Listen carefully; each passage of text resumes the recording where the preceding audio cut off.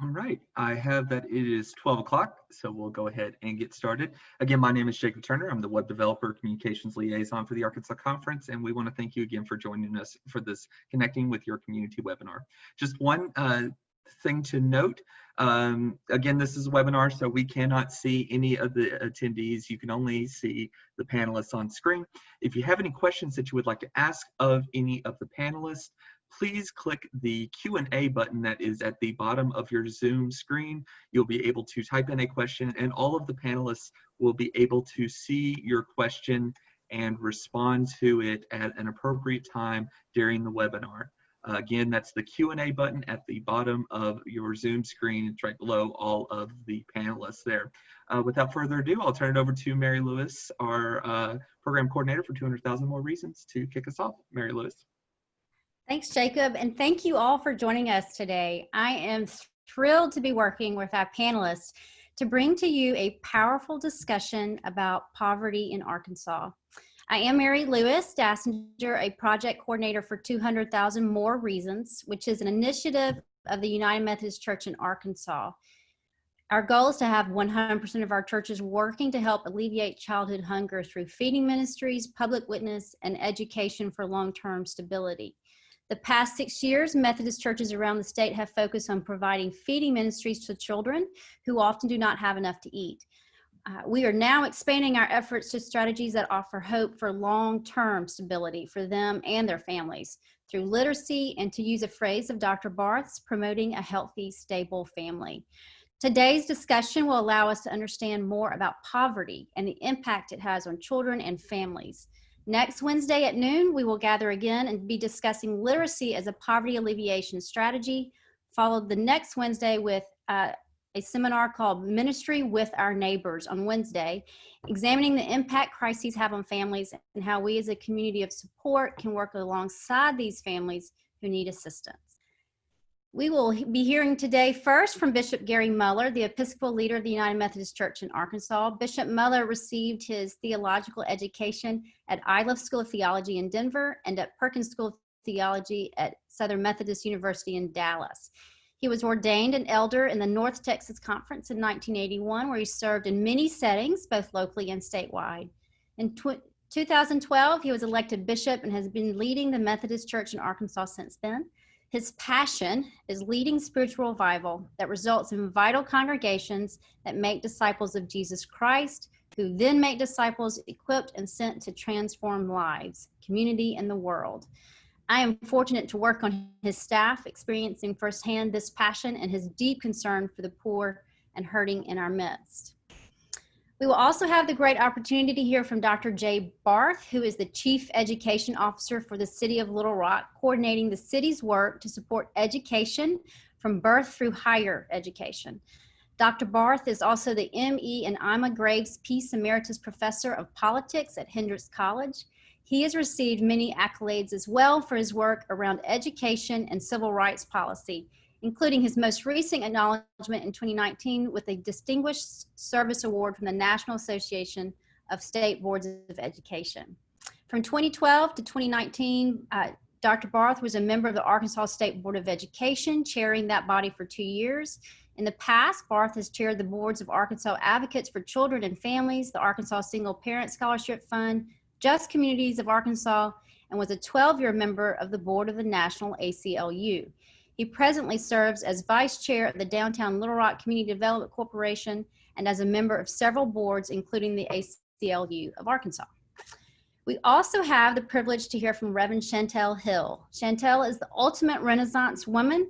When she is not building and maintaining deep relationships with community members, she is helping the Winthrop Rockefeller Foundation ask deep questions about the realities and new futures that an equitable Arkansas would mean for all its residents.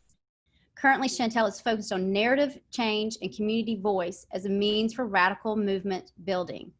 Chantel recently obtained a Master of Divinity from the Vanderbilt Divinity School. She has also earned a Master's of Science in Electrical Engineering from Colorado State University. She is an ordained minister in the Christian Church Disciples of Christ. Chantel is passionate about taking action at the intersections of social justice, theology, and faith-based coalition building. And so you can see why we want to hear from these panelists. We are so excited.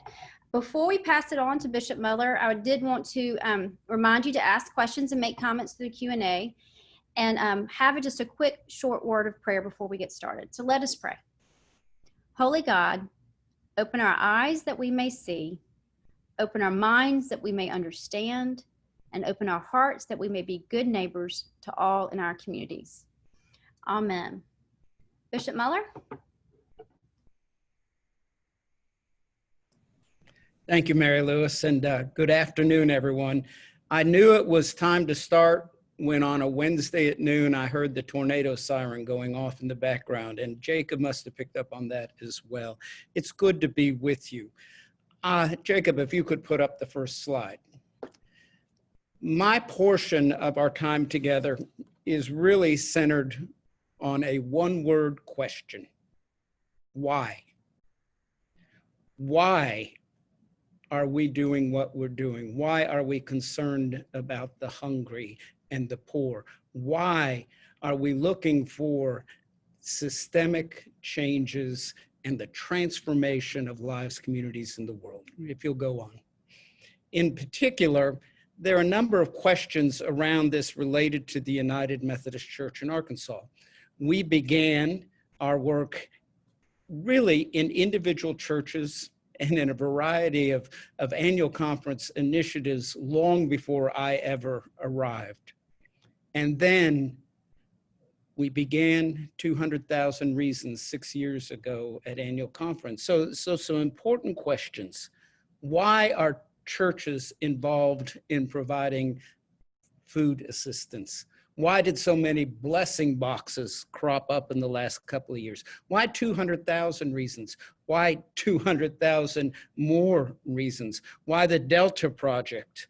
Why do we collaborate virtually with anyone else who is seeking to address issues of hunger and literacy and creating stable family systems? Well, I want to show you the answer to that. Next slide. 2000.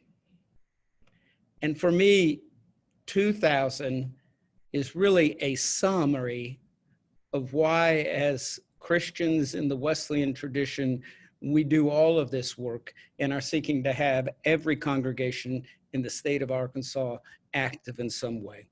There are over 2,000 references in the Old and New Testament to the poor, to poverty, to dealing with oppression, to addressing matters of justice. 2,000 verses plus. And out of those, I want to address 3 reasons why we're doing what we're doing in particular. So the next slide. First, it's important to God. And as you start going through scripture, whether it's the Old Testament or the New Testament, whether it's Proverbs or the prophets, whether it's Jesus' words or Paul's attitude towards caring for people, you find that caring for the poor, bringing about justice, taking care of those who are hurting is at the very heart of what it means to be a person of faith. Quite simply, the work we're talking about is important to God. I might go so far as to say it's essential to God. So that's the first reason why we're involved in this work and pushing forward in partnership with so many others, and especially the Methodist Foundation for Arkansas. So here's the second reason why we are involved in this work. It's how we grow closer to Jesus. There's a very keen spiritual dimension. Our faith is not just lived out in our heart, in our head, and when we go to a church building. Our faith grows in the midst of real life. And we find ourselves discovering more and more two very important related things. First, Jesus identifies with the poor. very clearly. His opening sermon in Nazareth, his hometown, where he got in such trouble because people could not believe that he was claiming and others were claiming who he was, began with the words from the prophet that said that he is here to help those who are oppressed and to free the imprisoned. There's another thing that's important. If we really want to grow closer to Jesus, if we want to grow more like Jesus and have the heart of Christ, these words from the Gospel of Matthew are so critical. You'll remember that essentially it is about the final judgment. And there's an account of those being separated into sheep and goats. And there is this statement ending that passage. Then they will reply, Lord, when did we see you hungry or thirsty or a stranger or naked or sick or in prison and didn't do anything to help you? Then he will answer, I assure you that when you haven't done it for one of the least of these, you haven't done it for me. And they will go away into eternal punishment, but the righteous ones will go into eternal life. Jesus identifies with the poor. We meet Jesus at a deeper level when we are engaged in feeding the poor, of working in relationship with them, and of trying to transform lives, communities, and the world. So it's important to God. It's how we grow closer to Jesus. And finally, it's how we are to live. We cannot separate out our faith from our faith in action. And the account of the Good Samaritan, as it's called in Luke's Gospel, begins with an encounter with a rich young man who wants to know what he's supposed to do. And Jesus says, well, how do you read scripture? And he says, this is what you do. And he says, I've tried to do everything I could. What else do I need to do? And he goes on to tell the parable. And the parable's over. And the parable says, well, I'm supposed to care for my neighbor. Who is my neighbor? And throughout the parable, you have this Good Samaritan who's helping this injured person when the legal scholars and religious types walk by. And Jesus answers the question in a way that's a completely different answer than the question being asked. He says, what do you think? Which one of the three was a neighbor to the man who encountered thieves? Then the legal expert said, the one who demonstrated mercy toward him. Jesus said, go and do likewise. Sometimes we get caught up in trying to do the right thing. Okay, what do I have to do so I know what I don't have to do? And Jesus says we are always to act neighborly and help those who are hurting. It is how we are called to live. It's not defining who we help because they deserve it. It's being a neighbor to those who are in need. So Mary Lewis, I pass it on back to you. Thanks, Bishop Muller. And thank you for the reminders of how we are to live is to live close with Jesus, and it's living out what's important to God. We want to give a minute to Dr. Jay Barth, and he will be talking about his understanding of poverty in Arkansas. Great. Thank you, Mary Lewis, and thanks everybody else who's on the panel and everybody who joined us today. My job is to kind of play social scientist meets advocate, and I think in many ways that's kind of what I am. What I want to do is talk a bit about what we know about some of the drivers of poverty in Arkansas, but turn our attention to how community-based responses can ameliorate poverty, and in particular, how faith-based institutions can play a role in that work. You know, back in the 1970s, sociologist Juanita Sanford beautifully told the story of what it was to be poor in Arkansas through the voices of the poor. And with her students traveling the state to investigate the ramifications of poverty, Sanford concluded, quote, Arkansas is a land of opportunity, but many are discovering in this state that their only opportunity is to be poor. Poverty has been a defining characteristic of our state since its beginning. And our state's poverty levels compared to the rest of the United States continue to remain distinguishing. In 2018, just over 17% of Arkansans live in poverty. The same was true for just under 12% of residents of the United States. So that means at any time, about 500,000 Arkansans live in poverty. Our relative poverty rate has improved compared to the rest of the nation across time, but our rate of poverty remains fifth across the 50 states. And increasingly, it's obvious that the costs of poverty show themselves not just at the individual or family level, but really for the state as a whole. Is that the prevalence of poverty is weighting down not just individual families, but the state's entire economic future.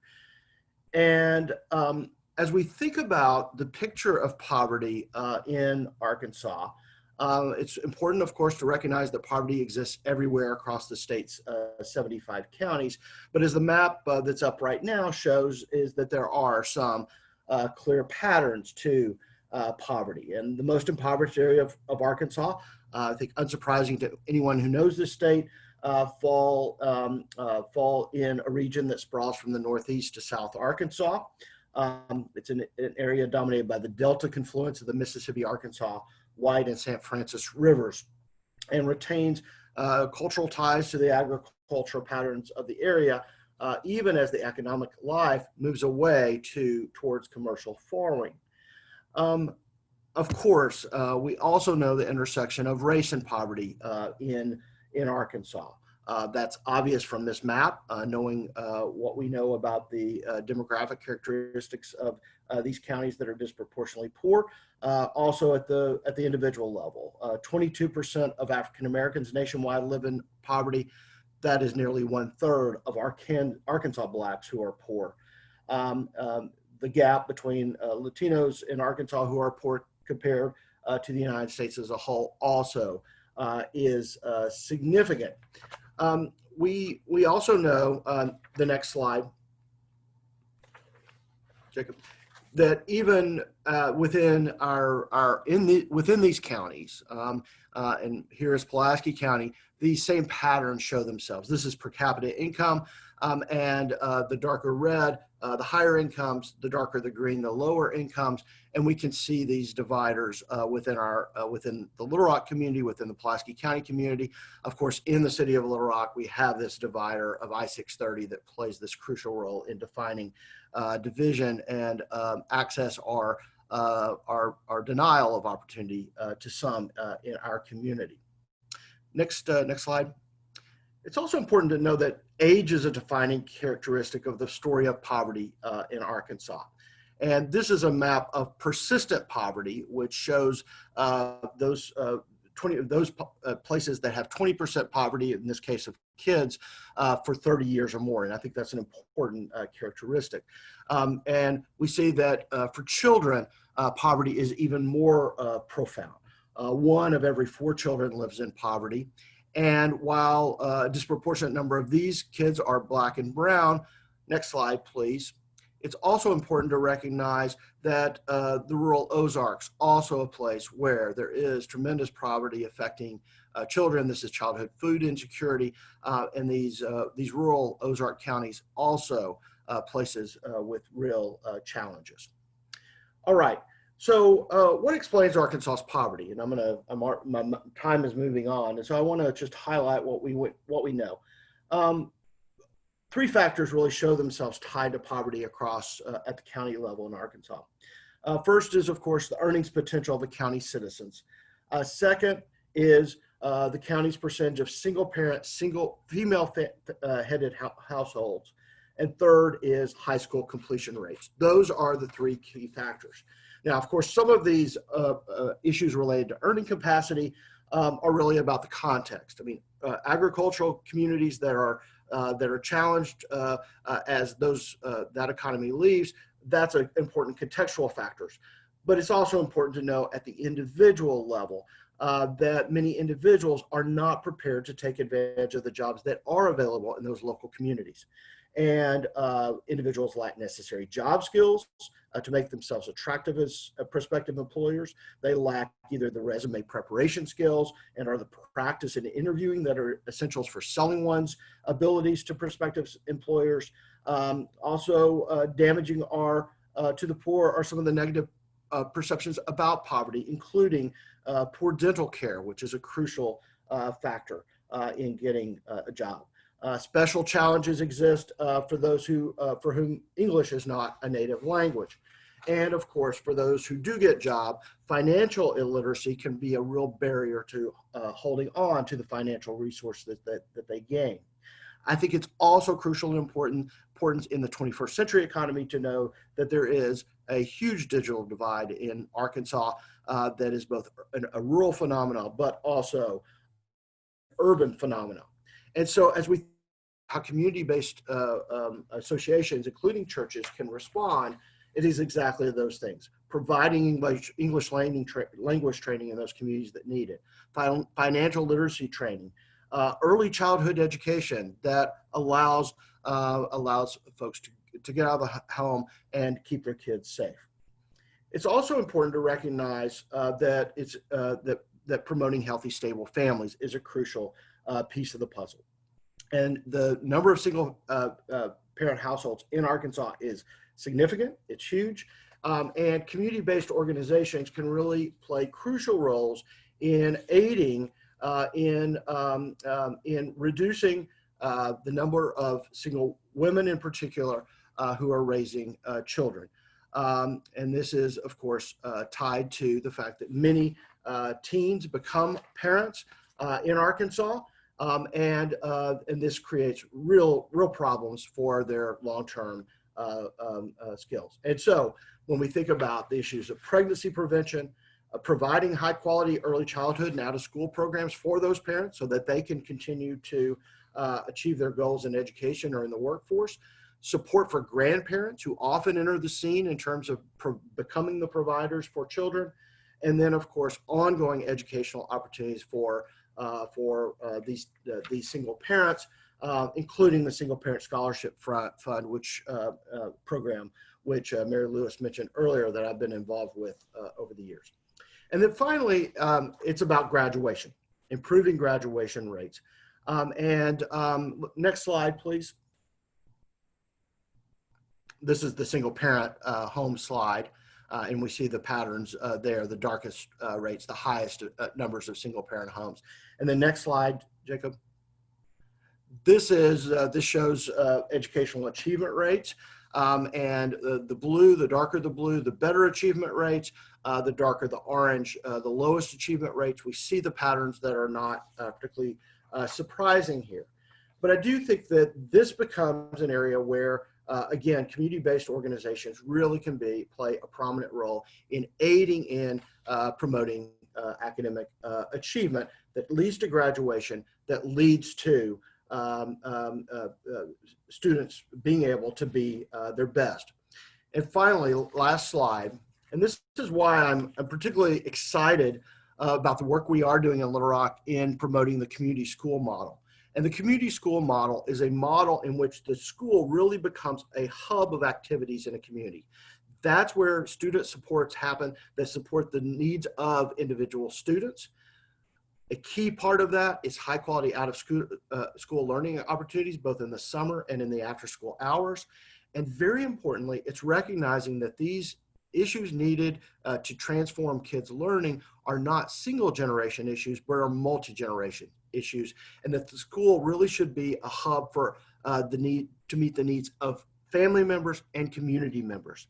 And very importantly, for community-based organizations, including faith-based organizations, this is a place where these organizations can enter the scene and really provide supports, whether it's meeting hunger issues, cooking courses, literacy courses, English language courses, you name it. This can be a place where these organizations can play a role to create a very different kind of school in which there is community voice, student voice, and community buy-in.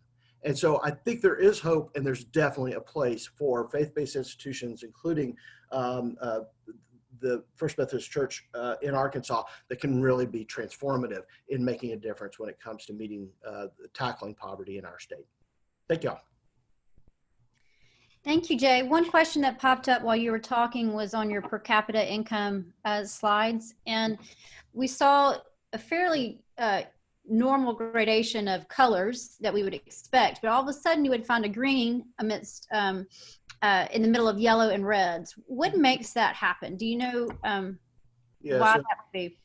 we go back, Jacob, I think it's one more back, maybe two. And this was a question by Nancy Meredith. I didn't want to. There it is. Okay. Yeah, I mean, obviously, we have some neighborhoods. For instance, the Argenta neighborhood in North Little Rock is a pretty vibrant neighborhood in a sea of a community that has been impoverished. I think that, of course, raises all kinds of issues of potential gentrification when those transformations are happening and the tensions that come from that. But that is often the story in some of these cases with these maps. That's just an example of some of those patterns that pop up. Thank you, Dr. Barth. Thank you. And Reverend Hill? Awesome. Hi, everyone. My name is Reverend Chantel Hinton Hill, and I work for the Winthrop Rockefeller Foundation, which is located in Little Rock, Arkansas, and I am an equity officer. My pronouns are she, her, hers. Today, I want to talk to you a little bit about who we are, what we're doing at the Winthrop Rockefeller Foundation, and one of our recent initiatives. You can go to the next slide, Jacob. So at the Winthrop Rockefeller Foundation, our mission is to relentlessly pursue economic, educational, and social, ethnic, and racial equity. And we figured you can't talk about economic equity without discussing poverty. So I want to talk to you a little bit today about poverty. So when we think of poverty, the pictures that normally come into our mind, or the words that come into our mind, are poor, dirty, homeless, hungry, all sorts of things. You can go to the next slide, Jacob. Some of the pictures that we associate with poverty are panhandlers, or beggars is what we typically call them. You see dilapidated housing or people sleeping on streets. You see people standing in lines for unemployment, or maybe enjoying a meal at a food shelter. These are all things that pop into our head because we are socialized to believe these things are common about poverty. Well, we wanted to do something to address some of these common misconceptions about poverty. You can go to the next slide, Jacob. We wanted to start thinking around, what do we typically assume about the color of poverty? A lot of what Dr. Barth talked about is some of the abject poverty that we see in the state of Arkansas. And it makes us very, very quick to make the assumption that most people who are experiencing poverty are Black or brown. There are also ways that we are socialized to believe that the character of poverty is one of laziness, or people who just don't really work that hard. Also, a lot of times we think of the cause of poverty, close to what I just said about the character of poverty, that it's connected to kind of the personal responsibility, right? Or the, not being prepared. And that's why people get into poverty. And lastly, the cruelty of poverty is what it does to us as we look at people who are experiencing poverty as aliens, and we tend to otherize them rather than look at them as a part of our community. Next slide, Jacob. So what we wanted to do at the Winthrop Rockefeller Foundation is to begin to change the conversation a bit about economic equity in our state. We know that, honestly, people and or personal choices are not the problems as to why poverty really exists. The combination, however, of low jobs, rising cost of living, and other interlocking factors, such as, I don't know if you all knew this, but we did another study recently where we found that 70% of jobs in Arkansas do not offer a living wage. These are some of the factors that keep many people from getting ahead financially. Next slide, Jacob. That's where ALICE comes in. ALICE is a national study that has been researched and developed by United for ALICE Coalition. This is the United Ways across the nation. 21 states so far in the United States have done this ALICE study. Next slide, Jacob. So who is ALICE? Well, let's start with the acronym. ALICE stands for Asset Limited, Income Constrained, Employed. And essentially what ALICE is a better way to talk about poverty. Most of the time when we talk about poverty, we think of people, like I said, facing abject poverty. But what ALICE does is it helps us to begin to have a conversation around the people who are living above the federal poverty level, which, if you didn't know, that the federal poverty level was adopted as a national standard in the 60s, but that was a very antiquated method for calculating poverty measures. So ALICE gives us a way to talk about people who are living above the federal poverty level, but still are not making enough to make ends meet. And that's what they call the household survival budget. People who are ALICE are typically working low-wage jobs, such as cashiers, our healthcare workers, our security guards, laborers, office administration, all of our essential workers, right? All of the folks who have kept Arkansas open and the economy running this whole pandemic, and have been doing that since before the pandemic. Typically, ALICE, people who are ALICE have no savings for emergencies or for investing in the future. So again, ALICE are the people who are living above the federal poverty level, but are not making enough to make ends meet in Arkansas. In 2017, which is when we started this research, we found that in Arkansas, while 17% of Arkansas households are living in poverty, which means below the federal poverty level, another 24% on top of that are ALICE households, which means that almost 500,000 households in Arkansas are ALICE. They are experiencing poverty in some way, shape, or form.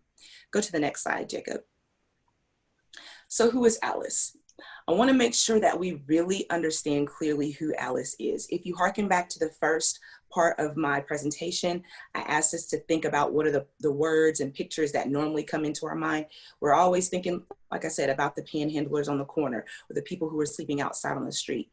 Well, beloved, I want to share with you that ALICE is our neighbor. They're not just people who are experiencing homelessness, but these are people who are working hard. Let's go to the next slide, Jacob. ALICE is all races and ethnicities. It's very easy for us to get into thinking about the disproportionate ways that poverty does show up in Black and brown neighborhoods, but just so that you can see it, 69% of the ALICE households in Arkansas are white, and that's because we live in a predominantly white state. So I do want to drive that point home, that poverty is something that not just Black and brown folks are experiencing in Arkansas, but white people as well. Congruent with what Dr. Barth presented in his presentation, 22% of ALICE households are Black, 6% are Latinx, 1% are Asian, and 2% have 2 or more races or ethnicities. You can go to the next slide, Jacob. Another thing I want you to know about ALICE is that ALICE workers keep our economy running. They are what we call the maintainers. They care for our workforce and build and maintain the infrastructure. If it wasn't for them, our economy would have completely collapsed during this pandemic. In 2017, when we did this study, of the top 20 occupations in Arkansas, only 3 of them were able to earn above the Arkansas household survival budget that is outlined in the ALICE in Arkansas report. Those 3 industries are registered nurses, operations managers, and sales representatives. But everyone else, like I said, the 70-30 split, like I talked about, 70% of our jobs not paying a livable wage. We see that reflected in this data here. You can go to the next slide, Jacob. So what does this ALICE data tell us about what can be done as it relates to economic equity and poverty in our state? Please go to the next slide. I believe that ALICE helps us to become a better neighbor, like Bishop Mueller talked about earlier, it's not about defining all the time who's in need of help. It is about our responsibility to be a neighbor. I believe that this ALICE research, this ALICE data helps us do that. Number one, ALICE causes us to check our assumptions about poverty and the people experiencing it. It's very, very easy to believe in kind of the story of meritocracy, you earn what you deserve kind of thing. But there's just too many people experiencing poverty in Arkansas for us to keep making the same assumptions about who's experiencing poverty. Number two, ALICE invites us to move beyond short-term relief and charity to advocacy for long-term solutions. And I'm going to talk more about that later when we get in the question and answer portion. And lastly, ALICE calls us into accountability for creating a more inclusive economy and community with the folks who are our neighbors. I'm here to tell you, ALICE are our dental hygienists. They're the people who are taking care of our kids during the day. They're the people who we're interacting with at the grocery store or the restaurants. They are people that we know and that we should be caring for dearly in our lives. But that would also require us to go beyond looking at poverty as something that happens beyond us or outside of us, and start looking at it as a way of saying, this is something that includes and involves all of us, okay? I think that was all of my slides. Oh no, there's one more slide. Go to the next slide, Jacob. ALICE measures have been used in lots of different ways across the nation. And this is just to kind of get you to start thinking about how we can band together as community folks, as leaders, as people in Arkansas who care about Arkansas to make things much more equitable for all Arkansans. We can start looking at our program eligibility for scholarships and public assistance. Most times those things are based on the federal poverty level. Well, there's a lot of people in Arkansas who clearly make above the federal poverty level, so they would not qualify for these programs. However, they don't make enough to support their family and provide for their family. So we could begin making adjustments on program eligibility. We could also talk about our jobs. You know, Arkansas is moving along in the minimum wage hikes, and I'm happy about that. But yet and still, most jobs do not support a living wage. Also, we see in Arkansas, there's a lot of discussion around the earned income tax credit. That's something that we're hoping will be passed soon and very soon. So these are some things that ALICE helps us to begin addressing in our communities and in our state. Next slide, Jacob. If you want to know more about ALICE, because clearly I gave you a very, very quick overview and precursory look at what ALICE is, these are two websites that you can visit. www.aliceinarkansas.org focuses on specifically just Arkansas data. Again, that research comes from 2017 research. We hope to be updating that soon. If you want to see more current research and see how ALICE is being formed and talked about across the nation, visit www.unitedforalice.org. And lastly, as Mary Lewis introduced me earlier, she talked about my work with Winthrop Rockefeller as narrative change work. And that's something we really feel is important for people to begin understanding who is experiencing poverty and understand how we can begin to address poverty. We've got to start shifting the narrative about poverty. And so if you want to see more stories, learn more from the people who are experiencing poverty, please visit our narrative initiative, which can be found at www.reimaginearkansas.com. Thanks. Thank you, all of you. Chantel, that was very interesting information. And I want to kind of connect some of the dots, and Dr. Barth and Bishop Muller may have some connecting of dots that they want to make as well. I did want to ask one question that it looks like it's been answered. We'll come back to it in just a minute, the rest of the questions that are in there.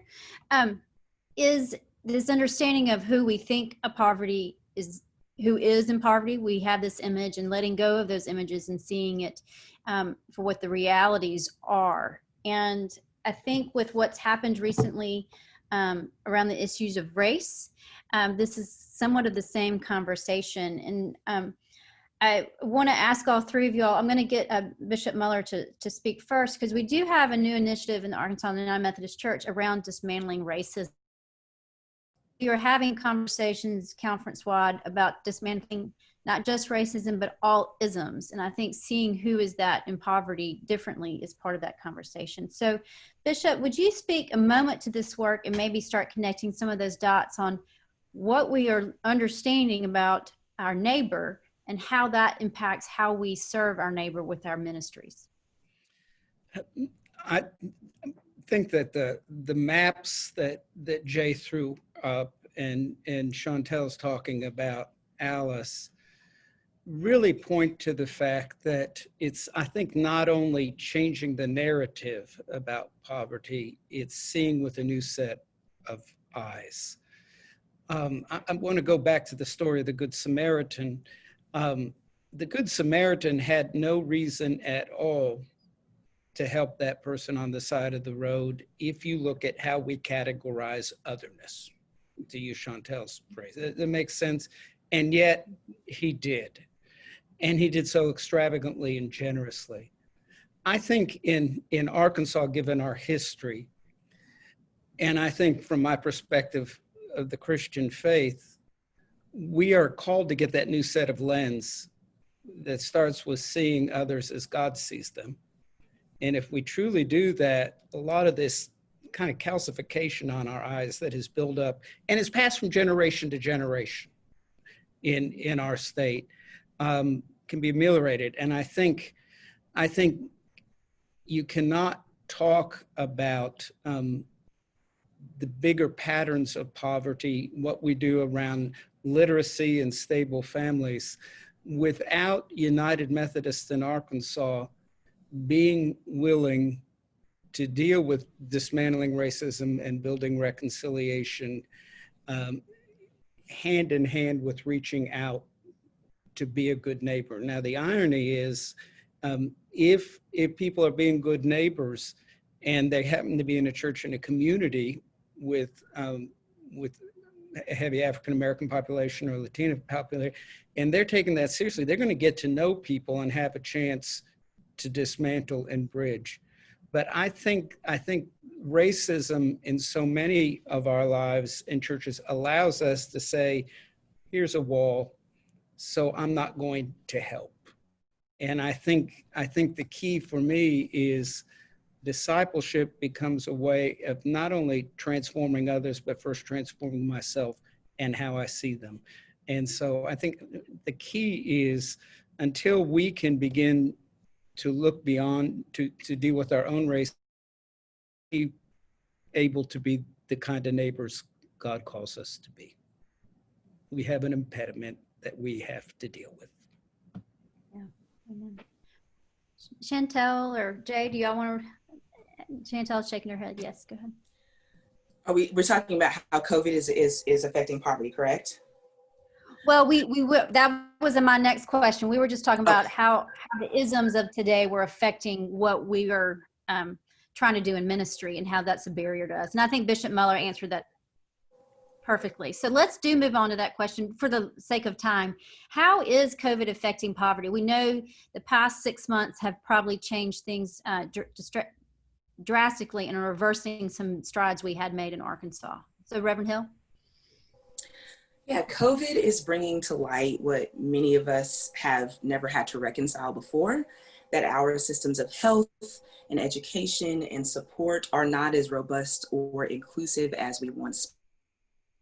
Additionally, we talked about a little bit in both of our presentations that while the majority of Alice households in Arkansas are white, that's just the demographics of our state, Black adults are at least twice as likely to die from COVID, as well as 50% more likely to be Alice. And so there's that disproportional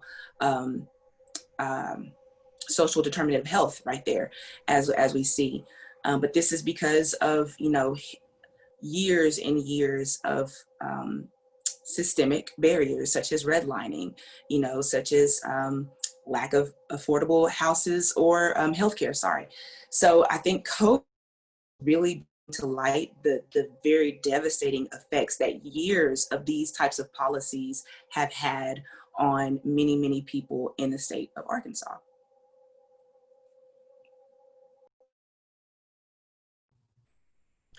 Yeah, I'll highlight a couple of things. First off, I do think that the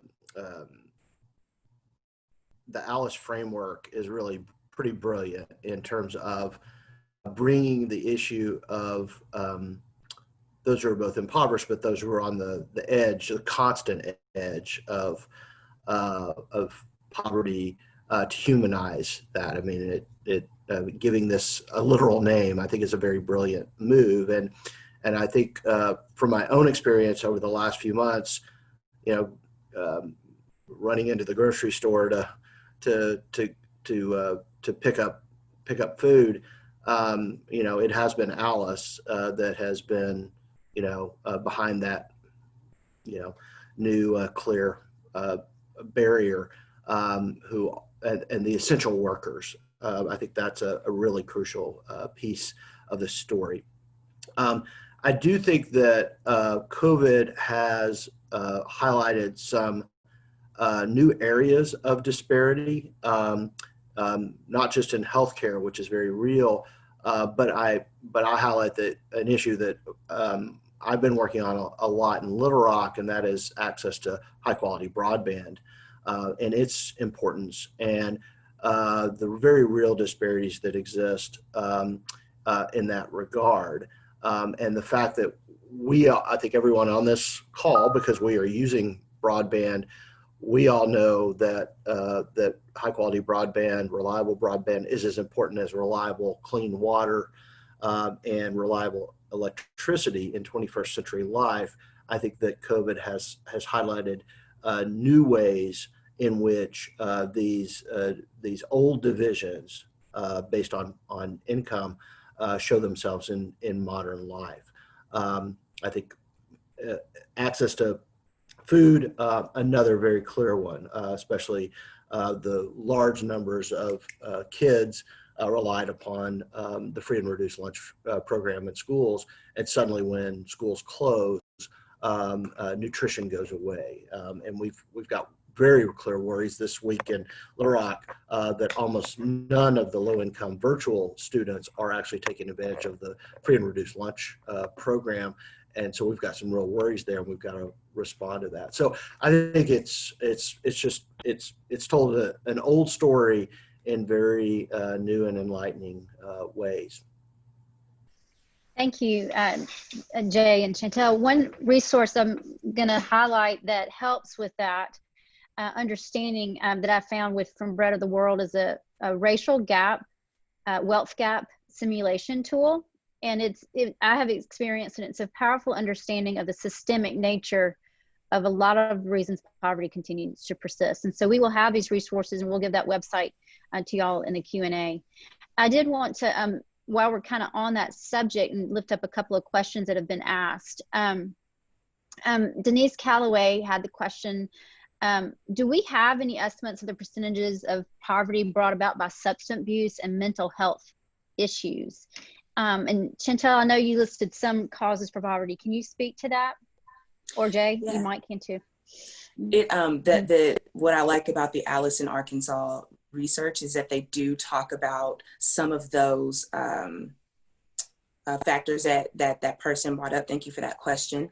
They do talk about substance abuse and mental health in the report, and you can download the full report at aliceinarkansas.org. I hesitate to give an answer knowing that I don't actually remember what it says. So, it does talk about substance abuse and mental health as well. Okay. Great. Along the same lines of that question, is there a way, Jay, to access the per capita income maps that you showed for particular areas? Yeah, Denise asked that question. That data is very readily available. It's a great project for a college student who's home who knows GIS because the data is very readily available at the state GIS. The mapping, all the data is out there. It just needs to be put together for a local community.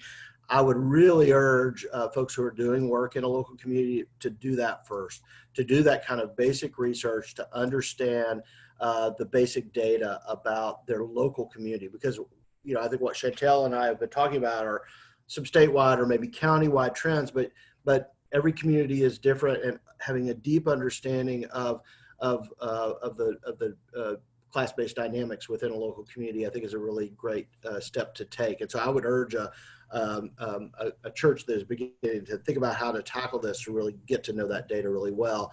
And maps, I think, are a very powerful tool in that work. I did want to go back to the behavioral health piece, covering both mental health and substance abuse issues. You know, Arkansas has very high rates of both substance abuse, addiction, and mental health issues, and some of the lowest percentage of providers in the state, in the nation. And we've got a huge crisis in both of those areas, that whole area of behavioral health. And I think that, again, COVID has accentuated that because I think there is no doubt that COVID has produced trauma in kids and families across the state, and in many cases there's a lack of resources. I do want to highlight there's a new UAMS program that's funded through the CARES Act. It's called AR Connect, and it is a free behavioral health service that is available to everyone. They charge insurance first, but it is available to folks anywhere. And so I would really urge folks to begin to spread the word about that for families that are dealing with the trauma, distinctive trauma of this period. Bishop Miller, you look like you wanted to respond just a minute ago.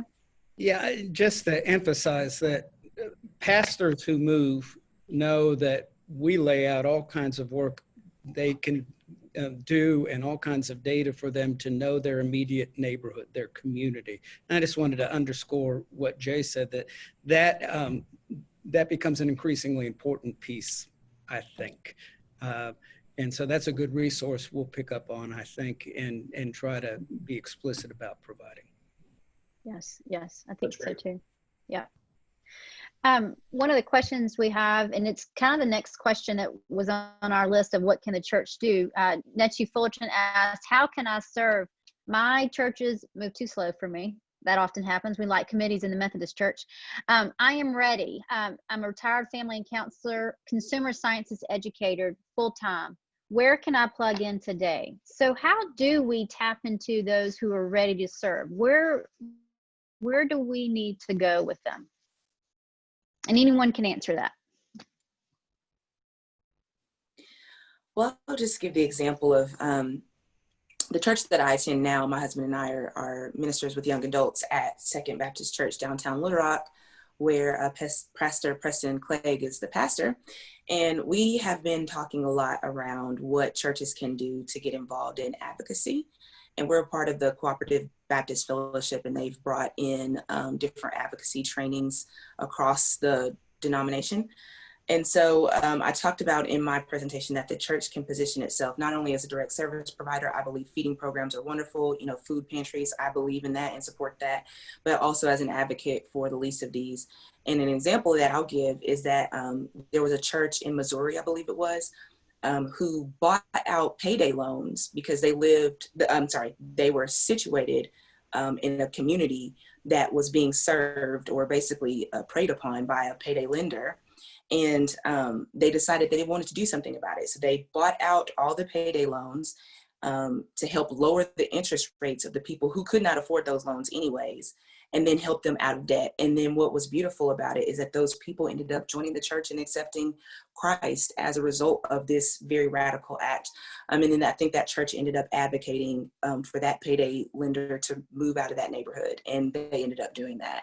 And so that's just a really practical example of how churches can get involved.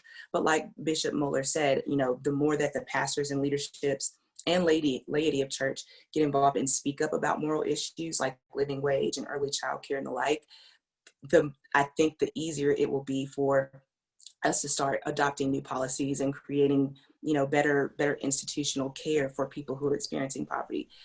Last thing, for people who want to get involved and they feel like their churches are dragging their feet, please, again, I've already given that website, www.alice.arkansas.com. Please sign up, take the Stand Up for Alice pledge. We will keep you abreast of any local initiatives that we are plugging into to start to change the narrative and change outcomes for people experiencing poverty.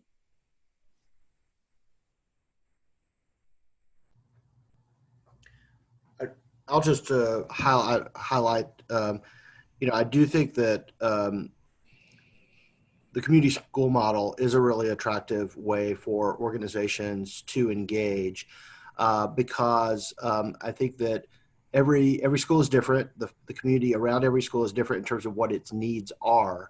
But once those needs are identified through the voice of the community members and students and parents, there's a place for every organization to respond in meeting those needs, no matter what the passion or mission of the organization is, whether that organization is secular or faith-based, and I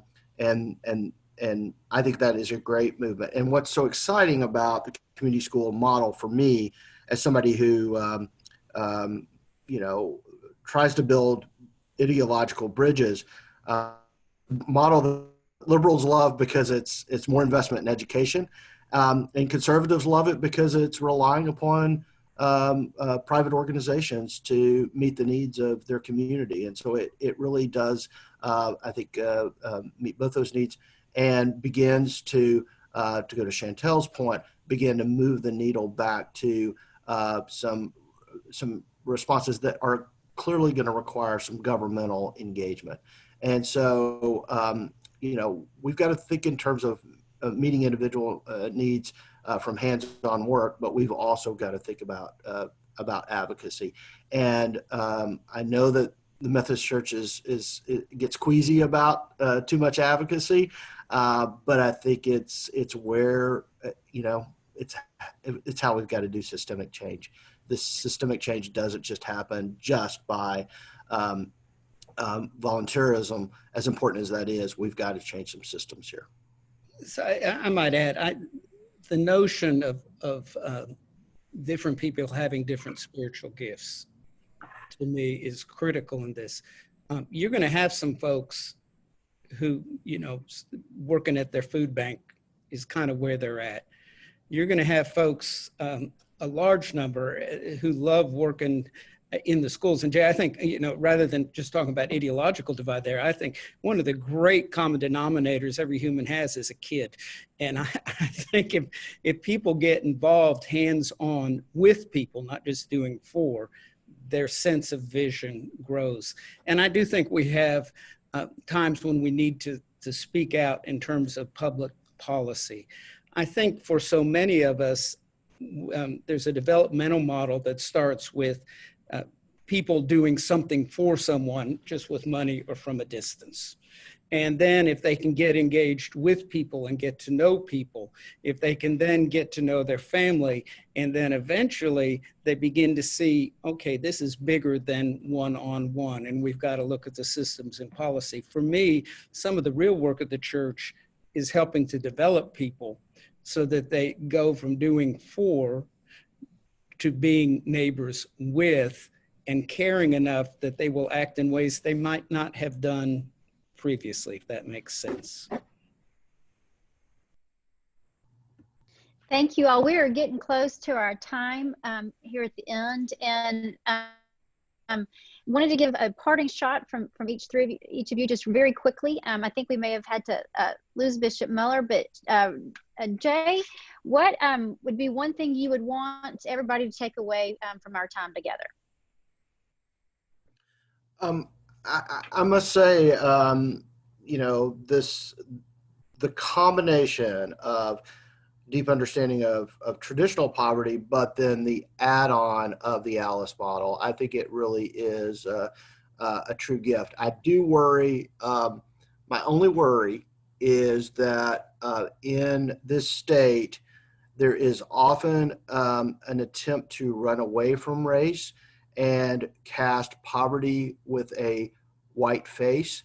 I think we have to be clear on the disproportionate impact of poverty and near poverty on Black and Brown individuals, and we have to face that head on. We cannot, as advocates, I've been in a lot of advocacy work where there's an attempt to try to de-racialize issues. I think we've got to, and sometimes that's maybe smart advocacy, but it's not, I think, morally correct in terms of recognizing the evil of racism that persists in our state, and the huge impact it has on all Arkansans. Thank you. Jay, Reverend Hill? Yeah, I think that's a good point, Jay.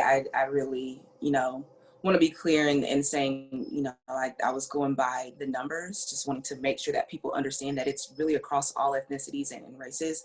And one thing that I understand about people of faith, and especially in white church spaces, is that we want to be careful to make sure that people understand that I don't want anyone to jump in and feel like we have to have a savior mentality, which happens a lot when we tend to lead with Black and brown people as the face of poverty. And so, but I definitely want to say this. I want to answer your question, Mary Lewis. So a couple of things that I want to leave our viewers with is that poverty is a state, not a trait. Poverty is a circumstance that oftentimes emerges from circumstances beyond one's control. Let's take away the blame to reduce the shame. There's too many people in Arkansas that are experiencing poverty, right? Black, brown, white, whatever. It's too many people in Arkansas who are experiencing poverty for us to keep blaming poverty on people and not on systems. And last,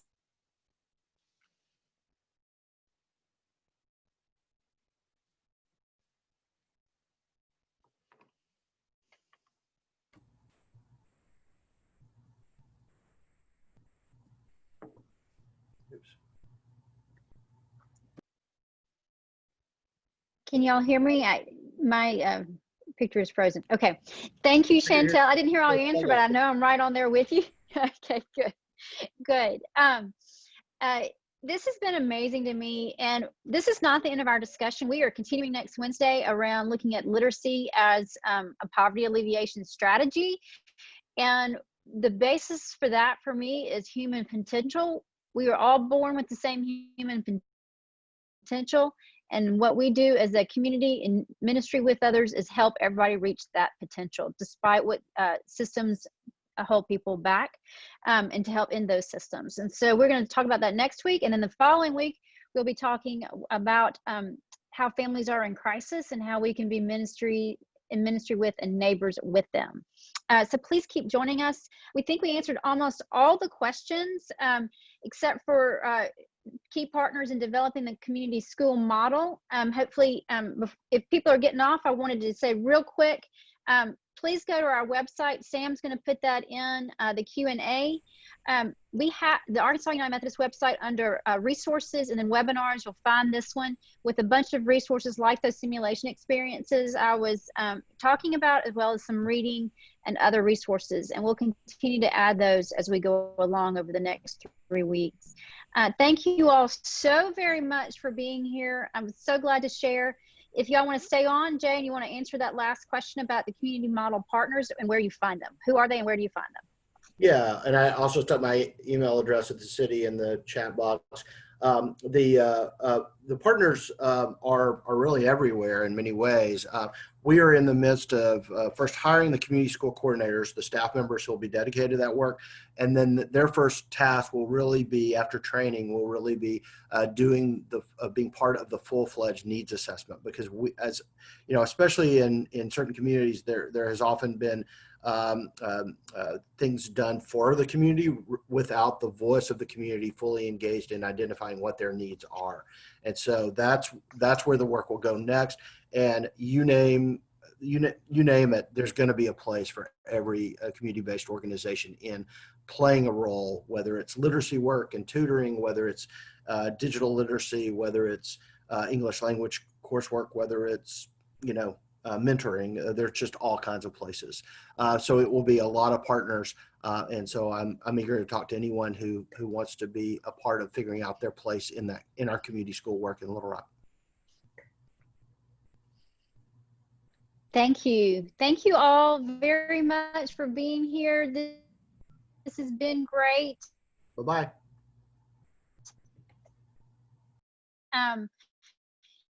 Feels rushed. I think we could be on these topics for a long time. the Alice Project was new to me when I first met Reverend Hill, and so I can't wait to get to know more about that and to discover more about the community model. Terrible internet for some reason right now. I'm gonna let Jacob or Sam take over.